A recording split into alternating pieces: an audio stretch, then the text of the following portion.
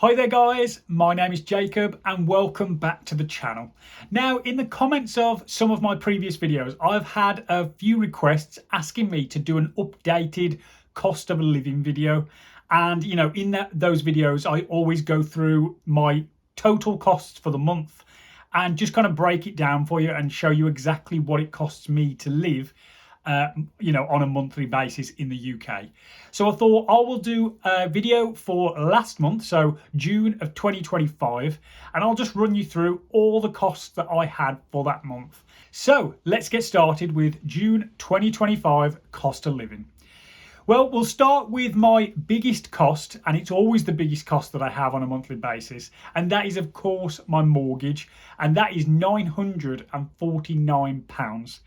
Now, let me know down in the comments whether your mortgage is lower or higher than that. But mine is £949 a month. And the balance on the mortgage that is still left is around £172,000. So, there's a long way to go before I'm going to get that paid off. About 23 years left, I think, on the term, last time I checked. So, as I say, I've got a long way to go with that one. But it is slowly coming down, and one day that cost will not be part of my monthly costs. But sadly for now it is, so £949. That's my biggest cost for the month. Second cost is council tax, £181. That is what I have to pay to my local council every single month. Or saying that, it's actually 10 months out of the year. You can opt to pay each month for 12 months, but I opt to pay 10 months out of 12, which means my monthly payment is slightly higher, but I also get 2 months out of the year where I don't have to pay, which is always nice. And I think that falls on February and March, so it's always nice in those months to not have to pay that. Right then, moving on, water costs, I pay £51.30. Now that has recently gone up for me. It used to be about £26 a month. And just last month I got a letter to say they were upping it. My water usage hasn't really increased, so I don't really know why they're increasing it, other than I guess just overall costs have gone up. But yeah, so it's gone up from about £26 a month to the new cost of £51.30. So that's nice of them. Electric and gas, well, if you watch my videos on my channel, a lot of them are based on my solar panels and battery system. So if you watch those videos, you'll know that I don't have any electric and gas costs for my house. I do have a direct debit set up with Octopus Energy, and that is for £1 a month. And that is just to keep the direct debit there, just so if I ever want to withdraw any of the money off my energy account, I can. But yeah, I have no electric and gas costs. And if you want a better breakdown on how that is possible, then feel free to click on some of the solar videos on my channel. But yeah, electric and gas, technically just £1 a month. Now I have, when we did a renovation of my current house, I took out a loan for the new kitchen that we put in. And that loan costs me £250 a month to pay back. Now, I'm pretty against taking out loans for things. And when we did the renovations, we saved up the money to actually pay for the kitchen in full. However, we did not know that when we actually went to the supplier for the kitchen, they actually offered us, instead of paying for it in cash and just paying it off, they offered us a 0% loan, and that was for 4 years. So we kind of thought, well, it would be silly to part with our own cash when we could be earning interest on that, or investing it somewhere else. So we decided to take a 0% 4-year loan and pay it off that way. So that is why we ultimately took out that loan. And as I said, it cost me £250, and I think there's about 3 years left on that. So a little while left to go, but ultimately we're only paying off what we would have paid in the first place. So I don't mind too much about having that loan. Moving on, I have an Apple subscription that is for Apple TV, Apple Music. That costs me £17.50 a month. I have 2 SIM-only deals, one for me, one for my wife, and they're with Smarty Mobile. And they cost just £6 each, so £12 in total for mobile costs. And if you want to swap to Smarty Mobile, you can check the link in the description of this video. It's a referral link, and you get something like £10 or £20 as a gift card if you use my link. So it's something to consider if you are thinking about, switching plans or switching to SIM only, something like that. Check out Smarty. I thought they've been great for me. I used to have really low network coverage for my area with a few different providers, to be honest. I tried Virgin Media, I tried Sky, I tried EE, all terrible. And I switched over to Smarty, and I have really good network coverage. And I'm in the Midlands, so that's been a big upgrade for me, and a very small cost. As I said, just £6 for a SIM only plan. Now, another big cost that I have obviously every month is food spend. And this is obviously takeaways, supermarket spending for me, the wife, and also our cat as well. So for the month of June, we spent a total of £337.18. Now, in fact, there were actually no takeaways in the month of June. So that was just purely supermarket spend. And we normally shop in either Lidl or Asda, or sometimes Aldi as well. And I'm sure you'll be familiar with all those brands. They are our local supermarkets, so those are the ones we tend to use. But as I said, £337 on a total food spend for the month of June. Now, that kind of comes to the end of what I like to call my fixed monthly costs. And basically what I mean by that is those costs just never really change. Yes, the food that can go up and down depending on, what I buy. But we do tend to be quite stable, of around £300 for that. So yeah, that is the end of my fixed monthly costs. And the total balance for those fixed monthly costs comes to £1,798 for the month. So basically, my minimum spend for pretty much every month is around £1,800. It sometimes goes slightly higher, sometimes slightly less, as I said, depending on the food spend. But roughly speaking, £1,800 is our basic monthly spend. And to be honest, that is quite a lot of money, I think, for, like a minimum amount to spend every month. But of course, it's because I've got the £250 loan and I've got the mortgage that is £950. But I thought it'd be interesting if we took those off, what could my future fixed monthly costs be? And I did the maths, obviously. And that figure of £1,798 reduces down to just £599. And that is obviously taking off the loan and the mortgage. So we're talking roughly £600 as a fixed monthly cost if I could get rid of the loan and the mortgage, which of course in the future I will do.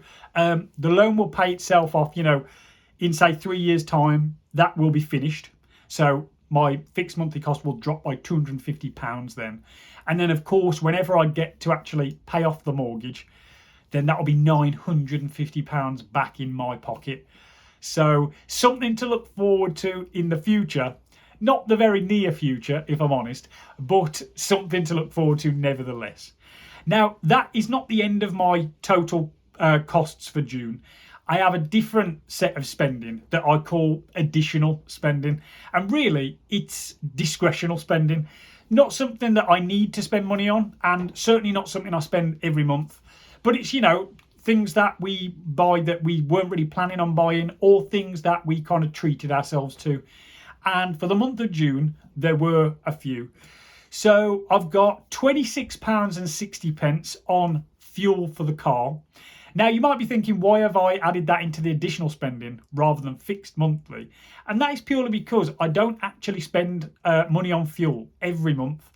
I drive my car, well, to be honest, hardly at all, as little as I can.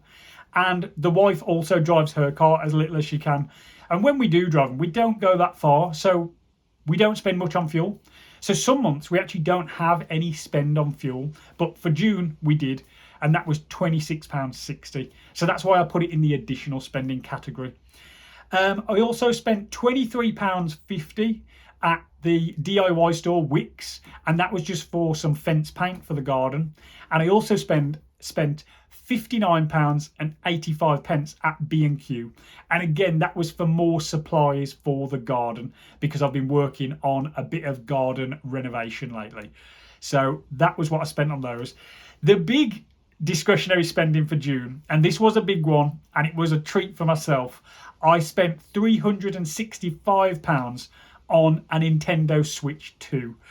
Now obviously that is not something that I would normally spend money on, but you know, gaming is a big hobby for me, and it's not every day that a new console comes out, so I thought I would treat myself, and yeah, I did. So I bought a Nintendo Switch 2, £365, so a lot of money. However, I offset that cost by selling my old games console, and I sold that for £200. So in reality, it actually only cost me £165 extra. But still, I put it down on the sheet as £365 because that ultimately was the cost that I had to pay for it. So in total, for the month of additional spending, I spent £485.94 on additional discretionary spending. So if we add that to the spending that I mentioned earlier of the fixed monthly costs, I get a total spend for June of £2,284.92. So that is absolutely everything that we spent for the month of June. Now, to be honest, that is a lot of money. You know, to spend in 1 month over nearly £2,300 is a lot of money to spend in a month, and I know that. But I'd be interested, put down in the comments what your total monthly spend for June was. I'd be interested to see whether it's higher, lower, or maybe it's about the same. But what's key about our spend is that actually, that number, £2,300, that actually is affordable for us. And the reason for that is I work full time and so does my wife. So we've got 2 full-time incomes. And that figure of 2,300 is actually covered by just one of our full-time incomes.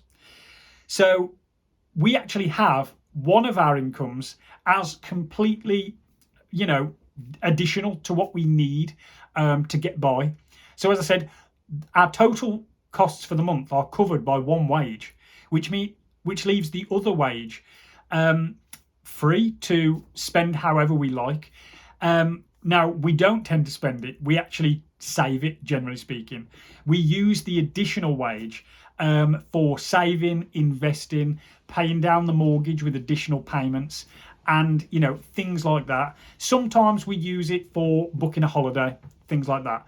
But generally speaking, we use that additional wage as a kind of our ability to save and invest and kind of get forward a little bit further in life and a bit faster, rather than spending it on a new car or clothes and restaurants and different things like that. We tend to save it. So, you know, I made a video on this of exactly how we do it, so I'll link to that above. But yeah, basically we aim to keep our costs under what one of us brings in on a monthly basis, and we earn pretty much exactly the same amount. So roughly we bring home about £2,400 each after tax and pension and all that type of stuff is deducted. So as I said, our monthly cost of £2,300, that is covered by one of our wages, and that leaves the other wage free to do whatever we want with. So even though those costs are pretty high for the month, and it's higher than average because, of course, I bought, you know, a Nintendo Switch, which was expensive. Generally speaking, our costs would be under the £2,000 mark. But still, that is a lot of money to spend a month. I'm definitely aware of that. And, you know, if one of us wasn't working, then that would, you know, that would be pretty tight for us then, because there wouldn't be much else, you know, spare for the month. If one of us was to lose our job, or, you know, go on sick, or, you know, say my wife was, you know, was to have a baby and things like that and wanted to kind of take part-time hours or cut her hours down, something like that, then obviously our income would reduce drastically. So if that was the case, then I'd probably, you know, I'd seriously think about trying to cut some things out of our budget. But as I said, we're okay for now. We're quite comfortable actually, because as I said, we've got the kind of costs covered by one wage. So we are in a fortunate position, and we're aware of that. But we're also aware that this is a position that we've kind of crafted for ourselves. We choose not to spend that additional money that we have, you know, splashing out and upgrading our lifestyles. We choose to save it and, you know, hopefully put ourselves in a better position going forward. But let me know down in the comments what you think about all that. I know it's a lot of information to take in, and ultimately I don't put anything on the screen, so you do just have to listen to what I say. I know it can be a lot of information, but let me know down in the comments what you thought about it. If you enjoyed the content, I would love it if you could like the video and maybe even subscribe to the channel for similar videos like this in the future. And if you made it this far, I'd just like to say thank you very much for watching. Guys, I will catch you in the next one.